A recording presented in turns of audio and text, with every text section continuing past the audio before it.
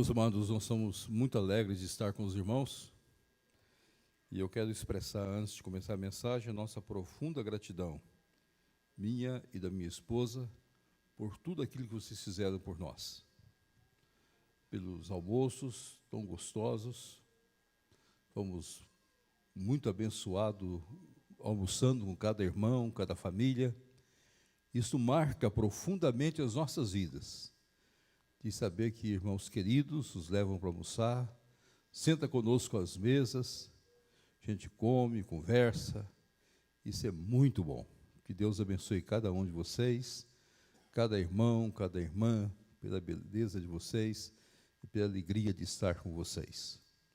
Eu quero expressar também minha gratidão, porque vocês mandaram as passagens para nós.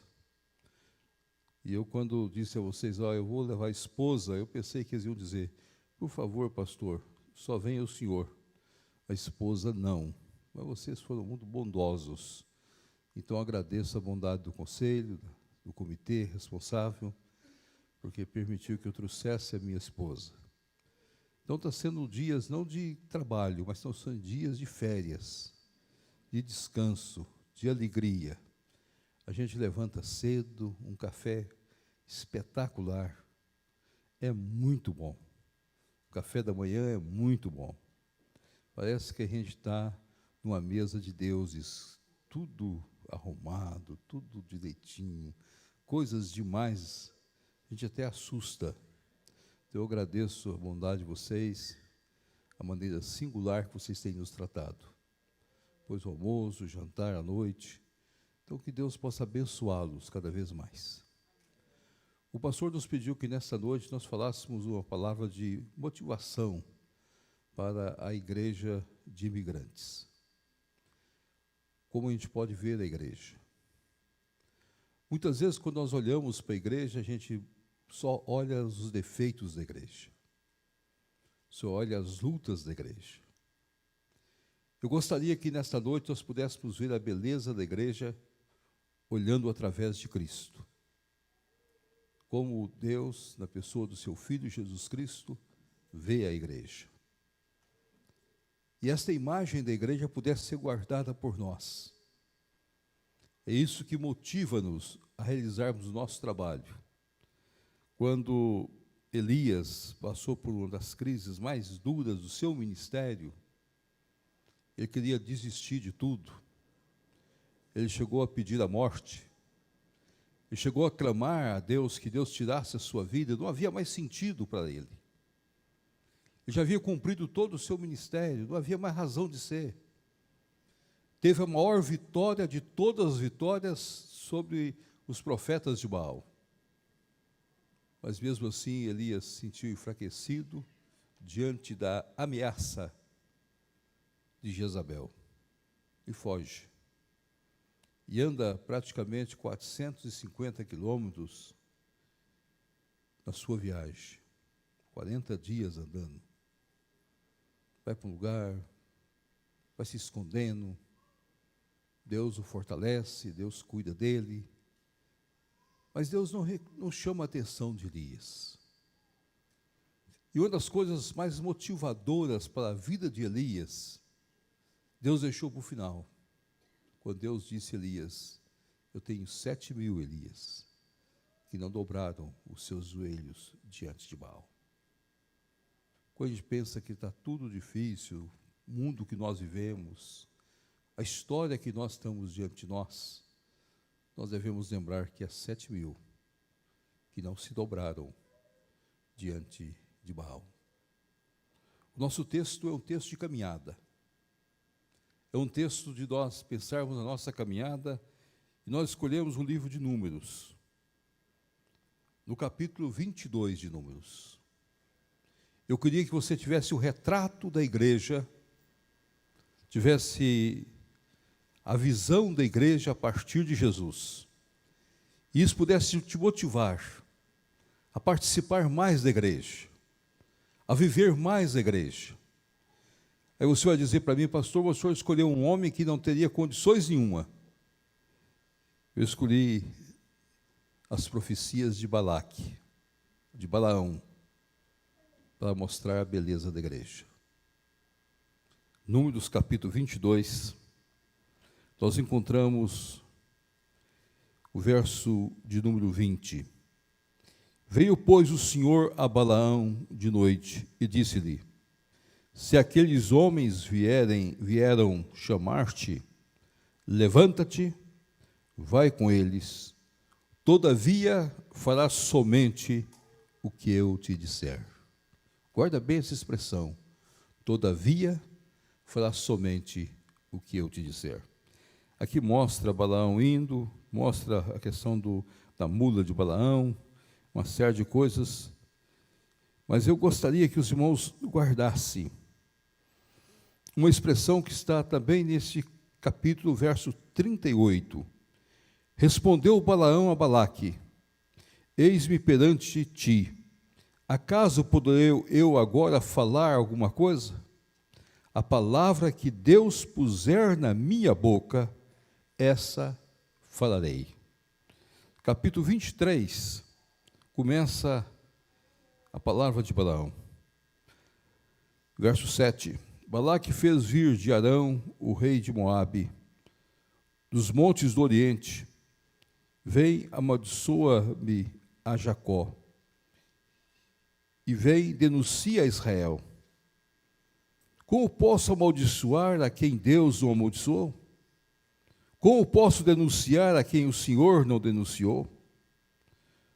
Pois o cimo das penhas vejo Israel, e dos outeiros o contemplo. Eis que povo que habita só, e não será reputado entre as nações. Quem contou o pó de Jacó? Ou enumerou a quarta parte de Israel? Que eu morra a morte dos justos, e meu fim seja como o dele. No mesmo capítulo 23, a partir do verso 18. Então proferiu sua palavra e disse: levanta-te, Balaque, e ouve, escuta-me, filho de Zippor. Deus não é homem para que minta, nem filho do homem para que se arrependa. Porventura, tendo ele prometido, não o fará? Ou tendo ele falado, não o cumprirá? Eis que para abençoar recebi ordem, e ele abençoou, não posso revogar. Não viu iniquidade em Jacó, nem contemplou desventura em Israel. O Senhor teu Deus está com ele. No meio dele se ouve aclamações ao seu rei. Deus os tirou do Egito, as forças dele, sob como o boi selvagem. Pois contra Jacó não vale encantamento, nem adivinhação contra Israel. Agora se poderá dizer de Jacó e de Israel: que coisas tem feito Deus? Eis que o povo se levanta como leoa, e se ergue como leão, não se deita até que devore a presa, e beba o sangue dos que forem mortos. Agora no capítulo 24. Palavra de Balaão, filho de Beor, palavra de homem de olhos abertos, palavra daquele que ouve os ditos de Deus e que tem a visão do Todo-Poderoso. E prostra-se, porém, de olhos abertos. Que boas são as tuas tendas, ó Jacó! Que boas são as tuas moradas, ó Israel! Como vales que se estendem, como jardins à beira dos rios, como árvores de sândalo que o Senhor plantou, como cedros junto às águas. Águas manarão dos seus baldes, e as suas sementeiras serão águas abundantes, e o seu rei se levantará mais do que Agag, e o seu reino será exaltado. Deus tirou do Egito a Israel, com força são como as do boi selvagem, cujas forças são como do boi selvagem. Consumirá as nações seus inimigos, e quebrará seus ossos, e com as suas setas os atravessará. Estes abaixou-se, deitou-se como leão e como leoa. Quem o despertará? Bendito os que te abençoarem, e malditos os que te amaldiçoarem. Ó Pai, fala ao nosso coração nesta noite. Fala aos imigrantes nessa noite. Fala às nossas vidas nessa noite. Ministra para nós. Em nome do teu Filho Jesus. Amém. Meus amados, a igreja naqueles dias levada pelo Senhor por Israel, a igreja estava peregrinando no deserto. Era uma igreja que tinha sofrimentos, uma igreja que tinha lutas. Se nós fizermos um histórico da igreja, nós íamos dizer quantas coisas de errado aquela igreja possuía. Nós passaríamos a noite toda só enumerando as rebeldias, as insensatezes deste povo na sua caminhada, aquilo que o povo falou, aquilo que o povo pediu. O povo quis carne, o povo quis alimento, o povo quis que Deus lhes desse água em abundância. Moisés ficou tão irado em certo momento da história bíblica que ele não consegue se conter. Ele fere a rocha de Refidim. Tudo por causa da insensatez deste povo. Este povo chega a construir um bezerro de ouro, e Deus, a sua graça, pelo intermédio de Moisés, a intercessão de Moisés, Deus perdoa o povo, mas passa a espada àqueles que não poderiam ali estar. A revolta contra o ministério de Arão, mas Deus mostra que o bordão de Arão floresce. Tudo são fatos acontecidos com este povo. Muitas vezes nós olhamos para este povo e perguntamos: será que nós somos este povo? Nós somos este povo. A igreja muitas vezes convive com dramas, com lutas, com batalhas, com discussões, com insensatez. E a igreja entre imigrantes, muitas vezes, ela convive com situações piores ainda. Porque vocês estão agora entrando no novo país, para ser cidadão deste país, para enfrentar as leis deste país, para guardar a bondade dessas leis. Uns podem demorar 1 ano, 2 anos, 3 anos, 20 anos, 25 anos, 26 anos. Chega um momento que não podem nem viajar para outro país para visitar sua família. Diante de todo este quadro, nós olhamos para a igreja e muitas vezes há o questionamento: Senhor, como vai ser as nossas vidas? Mas a maior visão que Deus quer que nós tenhamos é que nós tenhamos a visão dEle, como Ele vê a igreja. Ele nos vê como um povo que habita só, um povo distinto, um povo santo. Não como um povo igual aos outros. Guarda isso, meu querido, você é um povo de Deus, olhado pelo Senhor como um povo que habita só. Que muitas vezes podem ter todos contra você, mas a tua proteção vem de Deus. A tua guarda vem de Deus. Quem vai abrir as portas, quem vai derramar bênçãos, quem vai dirigir todas as coisas, é a graça de Deus. Na Reforma Protestante aconteceu um fato muito interessante. Lutero teve um momento de profunda tristeza olhando para a Reforma. Foi um momento em que ele estava traduzindo a Bíblia. Naquele mesmo momento acontecia a Guerra dos Camponeses. Lutero recebia notícias de um lado, do outro, e aquilo entristeceu profundamente o coração de Lutero, ao ponto de sentir desânimo para continuar o trabalho dele da tradução da Bíblia. E a história registra que, no certo dia, a sua esposa, muito preocupada com a situação que vivia Lutero, o aspecto da sua vida e também a perca da visão que ele tinha missionária, dada por Deus, como líder que ele deveria ser, a esposa pela manhã levantou-se toda de roupa de luto. Lutero impressionou de vê-la com a roupa de luto. Nós sabemos que não é a cor negra que determina o luto, tem a roupa própria para luto. E principalmente naquela época havia roupa mais própria ainda para luto. Ele entrou, sentou-se para tomar café com Lutero. E Lutero chegou ao ponto de dizer para a esposa: o que está acontecendo, Catarina? Você nunca veio assim para a mesa, você sempre vem alegre. Por que você está de luto? E a resposta da sua esposa foi uma das coisas mais contundentes que Lutero pôde ouvir na história. Lutero, teu Deus morreu. Você deixou Deus morrer. Lutero levanta os olhos, muda a sua atitude, termina a tradução da Bíblia e é outra pessoa.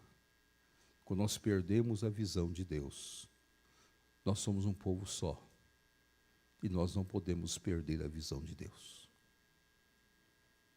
Não importa o que você passa, o que motiva você ser um estrangeiro aqui é que você teve convicção de vir para essa terra.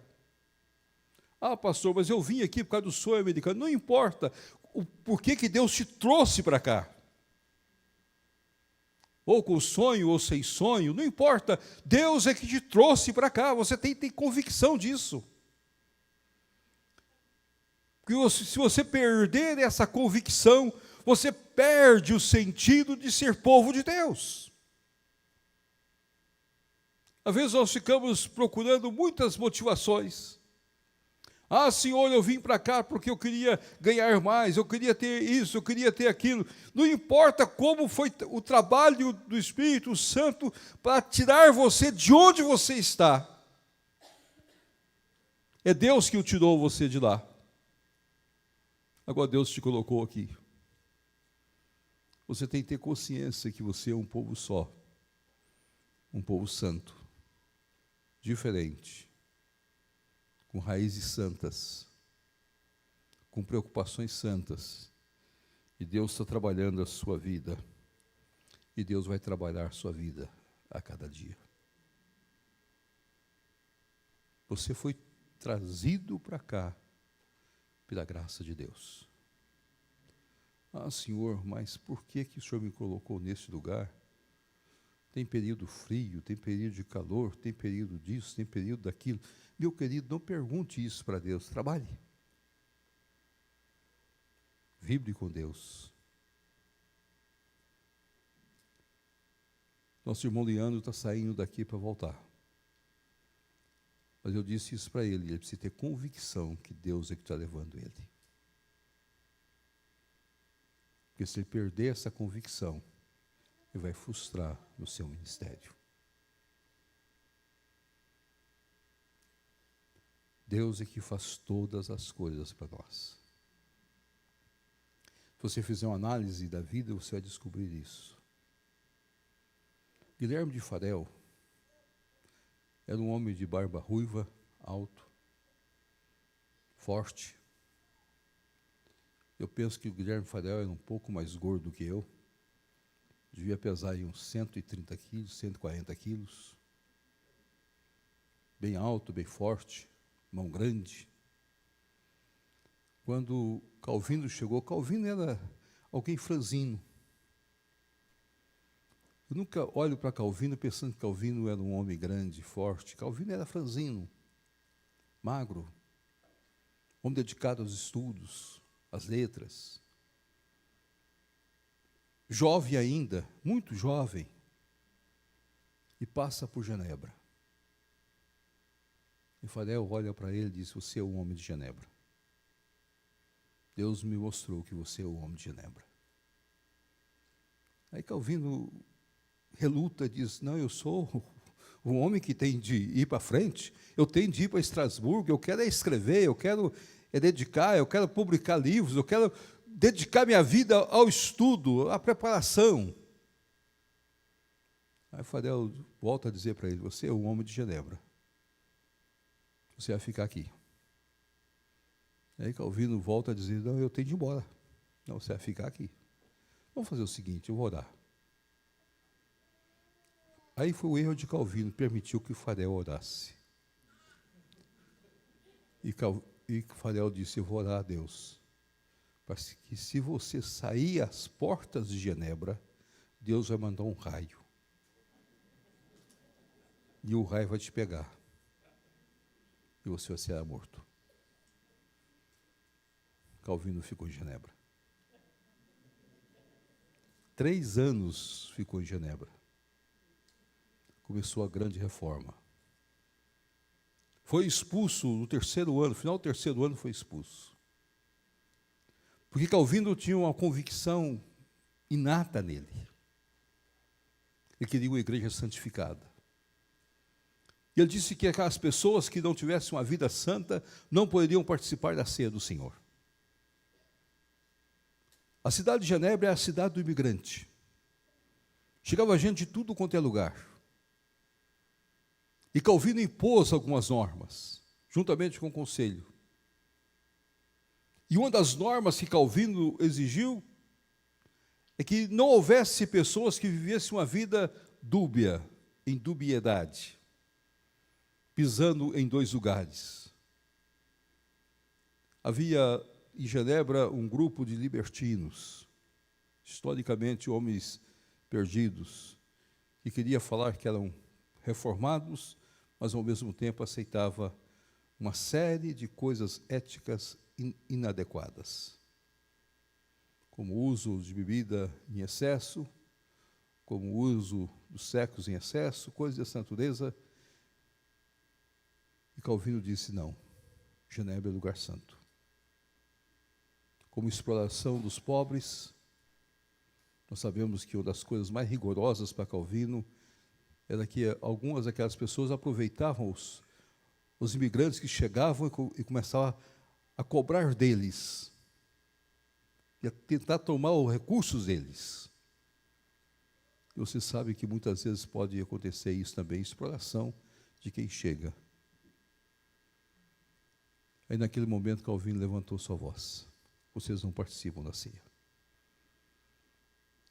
O Conselho de Genebra fez uma coisa que, humanamente falando, seria natural, que ele cria que aqueles homens sustentavam a igreja, que cuidavam da igreja, mandaram Calvino embora. 3 anos depois, Calvino foi embora. A igreja não precisava de um homem com aquela visão de santidade. Calvino foi para Estrasburgo, foi escrever. Ali casou-se com uma viúva. E a viúva lhe deu a oportunidade de ter uma filha, que também era filha da viúva. E ele adotou como filha dele. Ali foi o momento da vida de Calvino. No 3º ano que estava em Estrasburgo, Genebra estava um caos. A cidade estava um caos. A igreja estava um caos. Faltava um líder. Faltava um homem que era de Genebra. E eles escrevem uma carta para Calvino, convidando ele para voltar.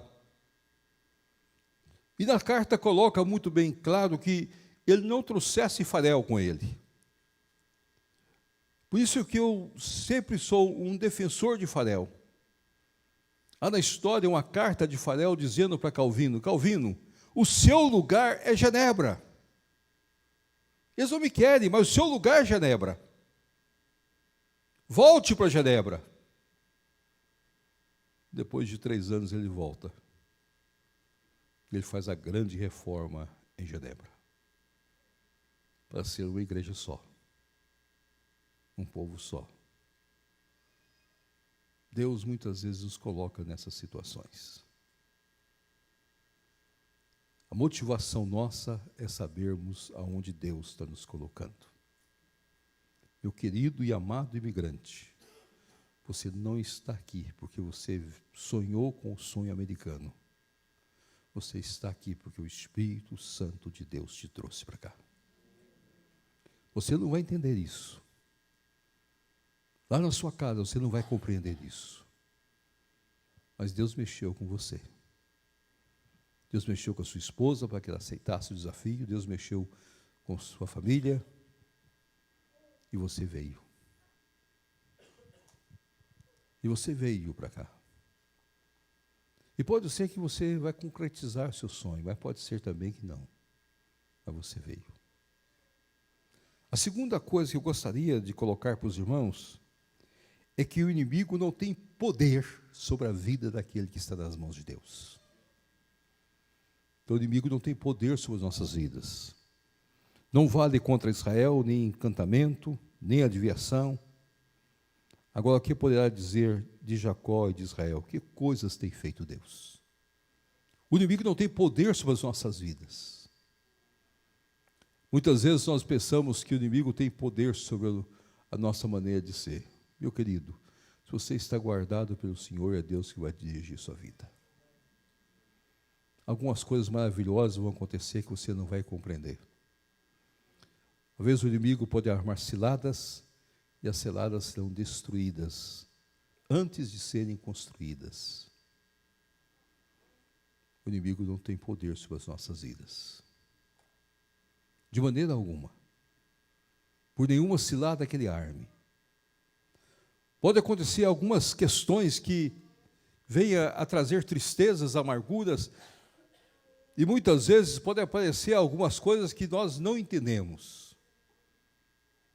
Meus queridos pastores, na vida pode ter servetos, mas não tenha medo de julgá-los. Não tenha medo de tomar posição. Mesmo que você pense, é tão difícil, esse homem é tão útil, esse homem é um grande estudioso da medicina. Servetos era um grande estudioso. Deve a ele algumas coisas grandes da circulação sanguínea. Mas Calvino entregou as cartas. E ele foi condenado pelo Conselho de Genebra. Porque ele estava atrapalhando a igreja de Genebra. Há momentos de disciplina na igreja. Deus, pela sua graça, disciplina o seu povo para que a sua igreja não seja destruída. Mas pode ter implicações pastorais, pode ter brigas pastorais também.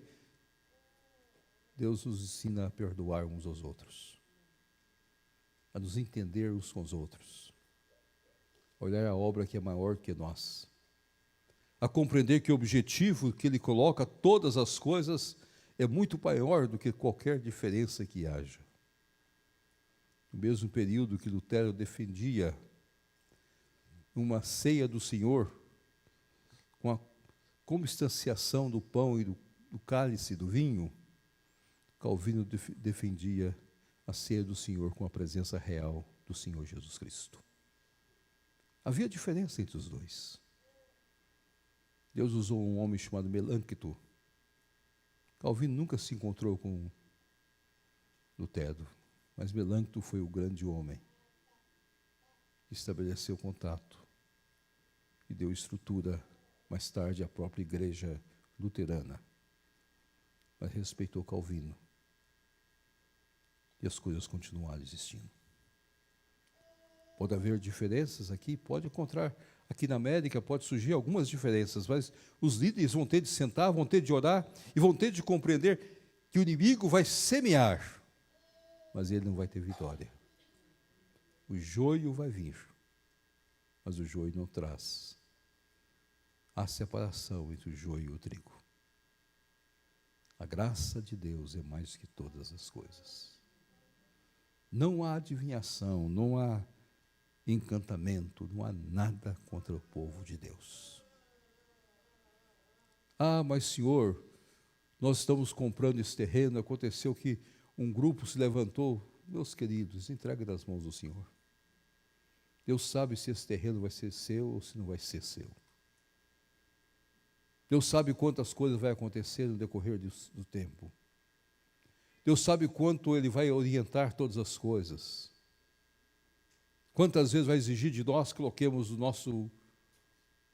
nossa boca no pó e clamarmos a Deus e descobrirmos que nós só podemos passar os vales escuros sob o cajado do Senhor.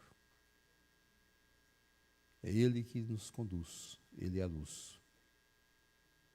É Jesus Cristo a razão de ser das nossas vidas. Paulo passou Macedônia para cumprir o seu ministério.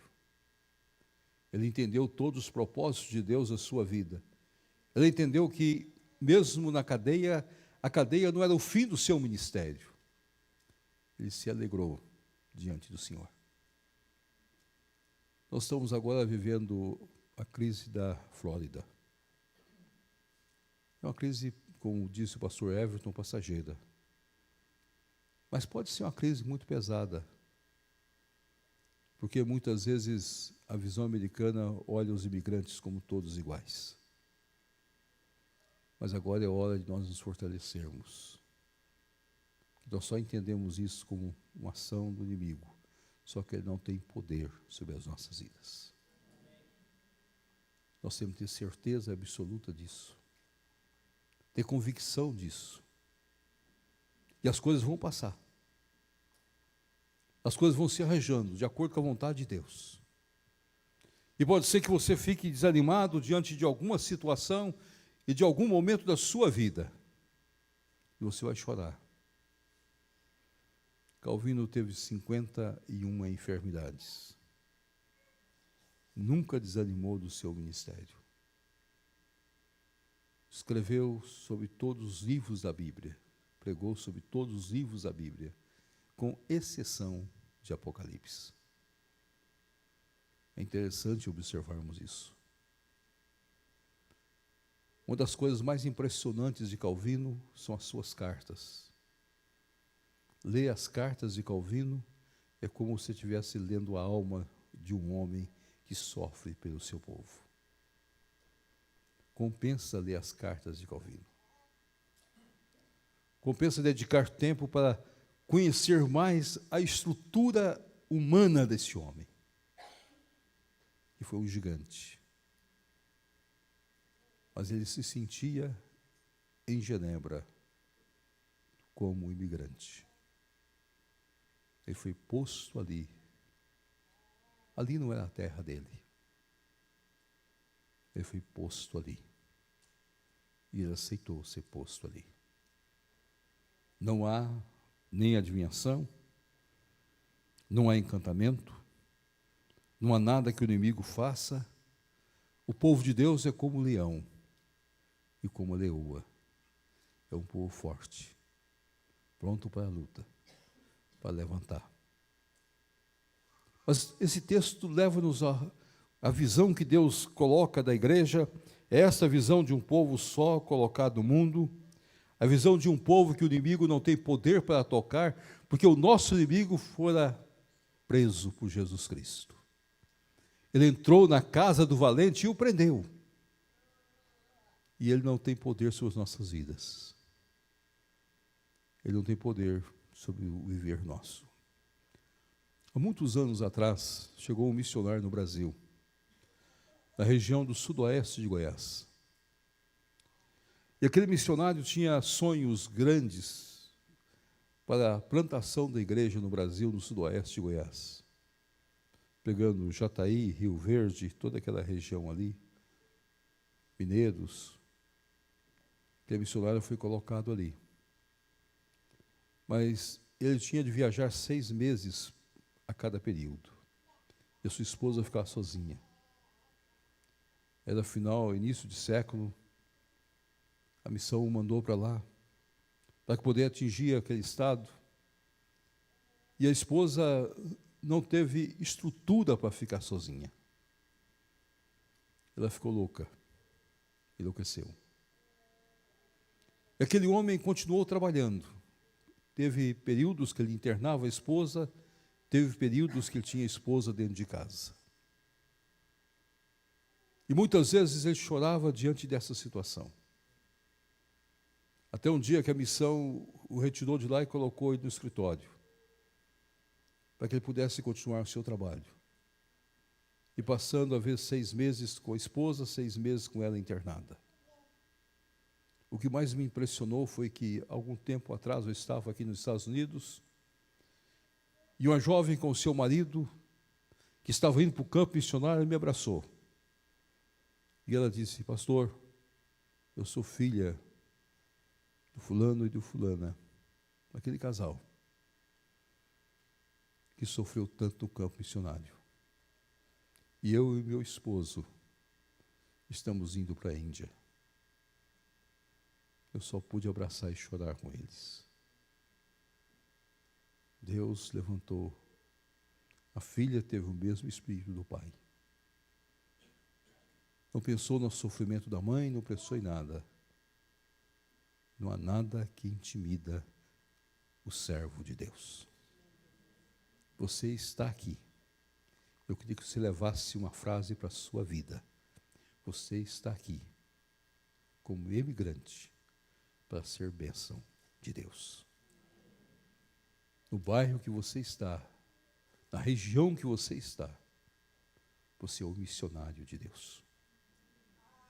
Aí você vai poder dizer, mas pastor, eu sou missionário. Você é um missionário. Mas eu vim aqui com outro sonho. Você vai conquistar o seu sonho, mas você é um missionário. Você vai fazer da sua igreja algo diferenciado, pela graça, pelo poder e pela misericórdia do Senhor. Mas eu gostaria de que você olhasse para o final desse texto. A visão final é a visão mais encantadora que tem. É a visão das promessas de Deus para nós. Que boas são as tuas tendas, ó Jacó. Que boas são as tuas moradas, ó Israel. Com os vales que se entendem como jardins à beira dos rios, como árvores de sândalo, que o Senhor plantou, como cedros junto às águas.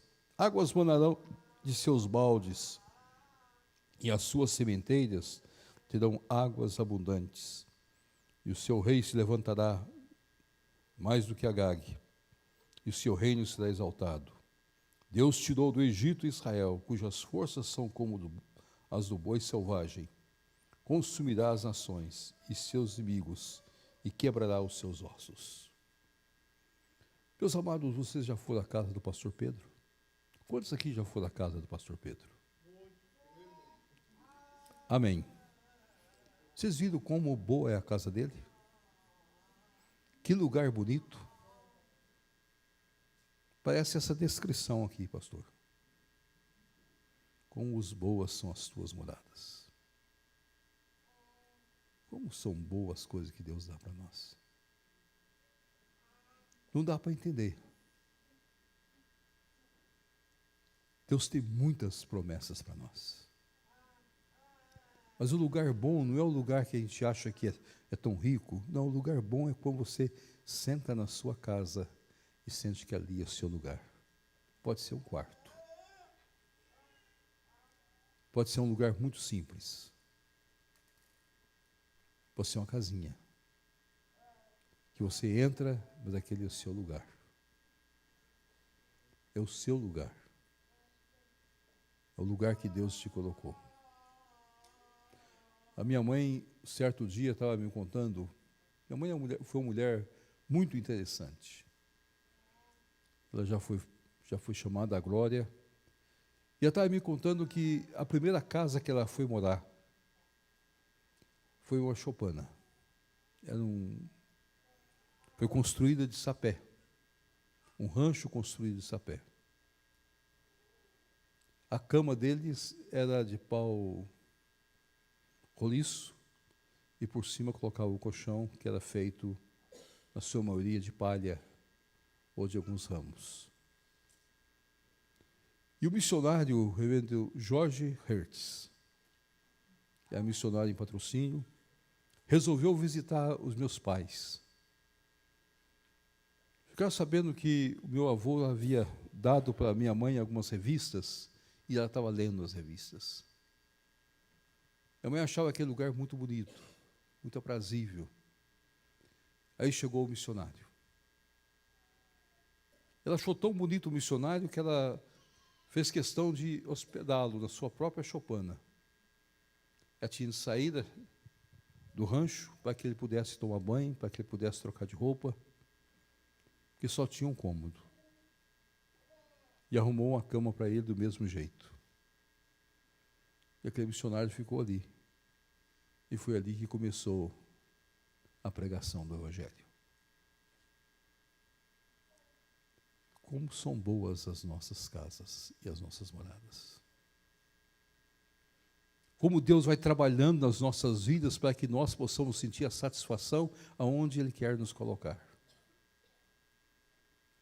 Eu gostaria que você chegasse à sua casa amanhã e pudesse olhar sua casa e pudesse dizer no seu coração, como são boas as minhas coisas. E desse graças a Deus.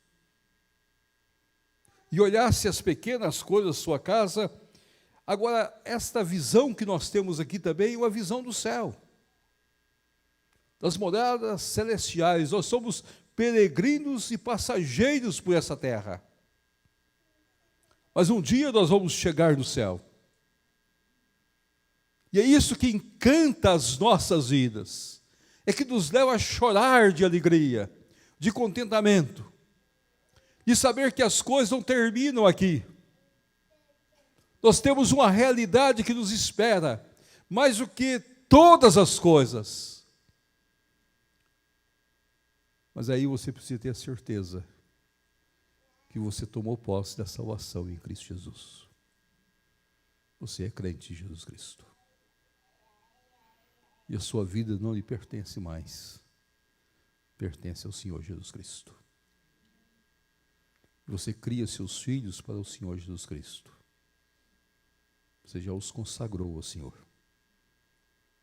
Você organiza a sua casa para o Senhor Jesus Cristo.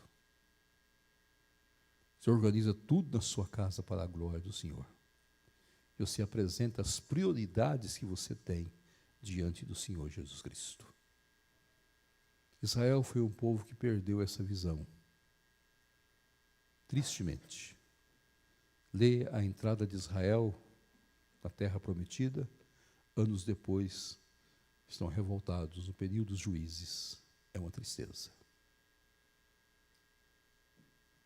Lê os próprios apóstolos que chegaram no momento que eles começaram a discutir quem era o maior entre eles.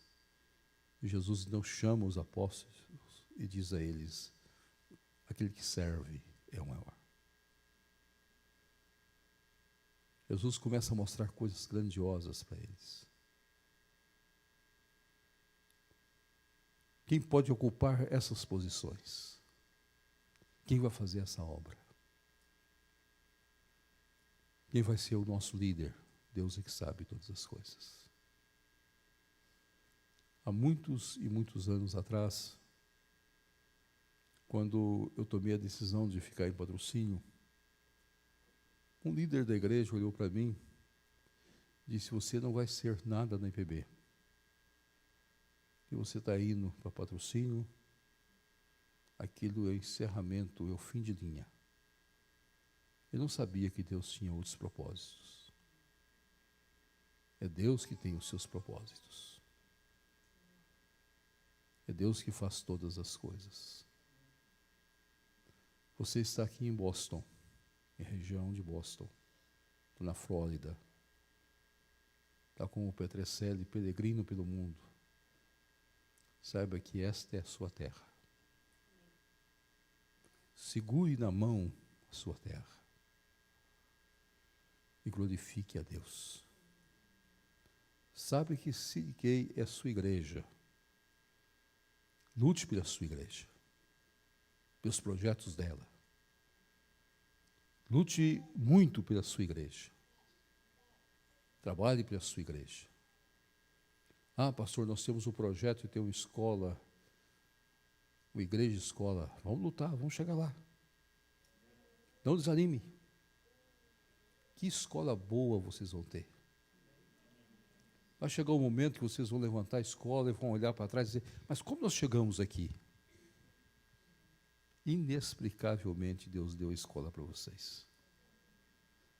Planeja, coloca nas mãos de Deus e creia que Deus vai levantar todas as coisas. Começa a olhar as coisas com outros olhos. Deus está vivo. E Deus atua a cada dia. O nosso Deus não está morto. Não gaste o seu tempo em discussões inúteis, em falatórios inúteis. Gaste o teu tempo para glorificar a Deus. De manhã põe música na sua casa, música evangélica, para você ouvir, boa música. Nós temos cantores aqui muito bons. Vocês precisam gravar alguma coisa e colocar. Ah, mas pastor, nós não temos. Vocês têm uma TV? Então grave. Grave as músicas. Coloque as músicas.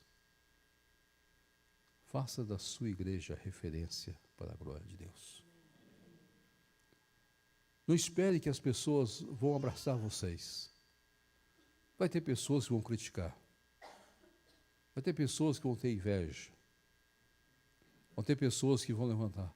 Mas lembre sempre desta promessa de Deus, que boas são as tuas moradas. Que lugar agradável. Que lugar agradável. Carregue e receba bem as pessoas. Ninguém deixa de participar de uma igreja que recebe bem. Então chegou um imigrante, receba ele de coração. Não pergunte como ele chegou ali, porque o Espírito de Deus é que o trouxe. Ah, mas ele pode ter muitos defeitos. O Espírito de Deus vai trabalhar na vida dele e vai santificá-lo. A igreja é um povo só. E Deus vai trabalhar na vida dessas pessoas. Às vezes nós já queremos pegar pessoas prontas. Deus não manda pessoas prontas para nós. Deus manda pessoas em frangalhos para nós. Lares em frangalhos, para que nós possamos reestruturar. Mas não saia dessa conferência sem reestruturar seu lar. Não saia dessa conferência sem dar um beijo gostoso na sua esposa. Não saia dessa conferência sem dar um abraço gostoso aos seus amigos. Consolide a sua vida. Nós somos um corpo. Nós somos uma igreja. Nós somos uma família. Eu gostaria de deixar essa mensagem para vocês essa noite. E gostaria de orar com vocês também. De colocar a vida de cada um de vocês nas mãos de Deus. Você pode estar pensando, mas pastor, eu estou aqui lutando para que a imigração me receba. Não preocupe com isso. Deixa Deus responder. Você já fez seu papel, você já pediu, agora deixa Deus fazer. Deixa Deus atuar. Pode ser que você esteja aqui e comece a pensar em tantas coisas, nos seus filhos, suas filhas, mas deixa Deus cuidar deles. O milagre vai acontecer, se nós cremos em Deus. Vamos orar por cura, para que Deus possa curar cada vez mais nossa irmã Ana, e que ela possa se sentir fortalecida na graça e no poder de Deus. Vamos orar pelo carinho de cada irmão. Como nós vemos a igreja? Nós vemos a igreja porque Deus é vivo. Deus é o Senhor da igreja. Genebra nunca chegou a ser uma cidade perfeita. É só ler a história. Nem a igreja de Genebra chegou a ser uma igreja perfeita. A igreja é assim, meus amados. Mas nós temos que ter convicção que Deus nos pôs aqui. É um lugar só, povo que o inimigo não tem poder, mas é acima de tudo, um povo que tem moradas lindas e maravilhosas, olhando para o céu. Graças te damos, Senhor, porque podemos contemplar o céu. Graças te damos, Senhor, porque podemos contemplar o céu. O céu é uma das coisas mais lindas que nós temos. E é isso que encanta os nossos corações. Eu gostaria de orar com todos agora. Se você quiser ajoelhar, pode. Se você quiser vir aqui à frente, pode vir também. Às vezes você está precisando, traga a sua esposa, vem aqui, nós vamos orar por vocês. Se vocês quiserem ficar onde você está, pode também, não há nenhum problema. Nós vamos orar com cada irmão, cada irmã, e vamos ajoelhar agora. Se você quiser sair do lugar que você está, vir aqui com a sua esposa, vamos pedir a Deus uma bênção especial para vocês.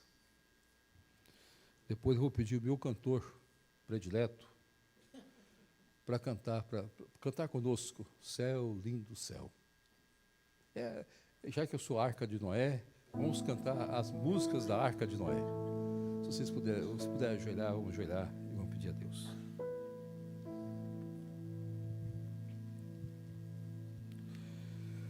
Ó Pai Celeste, nós colocamos tudo diante do Senhor. Nós colocamos esses queridos e amados irmãos que passamos a amá-los. São o nosso povo, são a nossa família. E sabemos, ó Pai, que o Senhor os trouxe para cá, para ser o teu povo, a tua família, os teus eleitos. Nós te louvamos, ó Pai, porque o Senhor é que enxuga as nossas lágrimas, o Senhor é que cura as nossas enfermidades e cura as nossas vidas. Se algum irmão veio triste para cá, no seu lar, reconcilia, ó Pai, esposo, esposa e filhos. Se algum irmão ou pai está preocupado com alguma coisa, retire essa preocupação, para que ele possa confiar no Deus da providência e na graça, e ele possa ver as suas moradas como as mais belas, mais frondosas, o lugar mais lindo que o Senhor tem para eles. Derrama a tua bênção sobre o teu povo, nutre o teu povo, ó Pai, nesta hora, faça milagres sobre a vida do teu povo, dê um abraço de misericórdia, de graça, de poder sobre a vida deste povo. Que teu Espírito Santo possa ungir este povo. E a unção esteja com cada querido e amado irmão. Usa-os para a glória do Senhor. E que a visão do céu possa nos encantar, ó Pai. E que nós possamos olhar e sabermos que nós somos peregrinos e passageiros. Céu, lindo céu, é o nosso lugar. Para a glória eterna, para o louvor eterno, abençoa-nos, ó Pai, em nome do teu Filho Jesus. Amém, amém, amém.